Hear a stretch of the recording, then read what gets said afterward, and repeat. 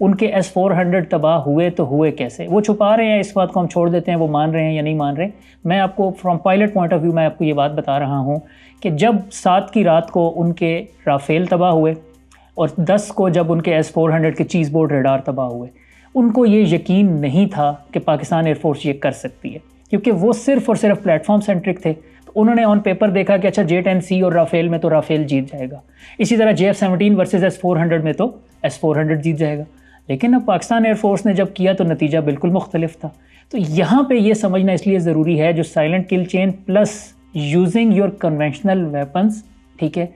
अनकन्वेंशनली, कि enemy expect नहीं कर रहा कि ये JF-17 प्लस CM-400 के कॉम्बिनेशन से ये कर सकते हैं। अल्हम्दुलिल्लाह हमने करके दिखाया, ठीक है। साइलेंट किल चेन में जब एक J-10C उनके करीब आ रहा है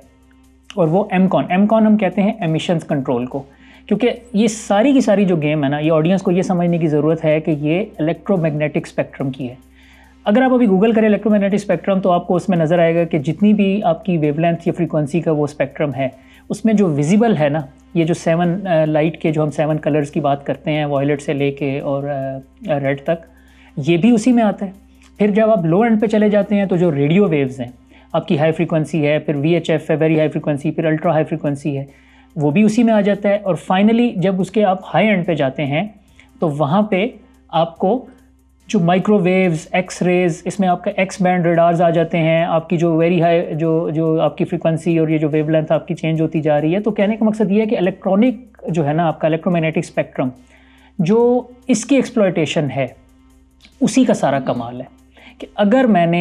इंडियन एयरफोर्स के ख़िलाफ़ अपनी जो एमिशंस कंट्रोल करके J-10C को साइलेंट मोड में आगे भेज दिया और ABC किल चेन मैंने बनाई कि लॉक बाय A,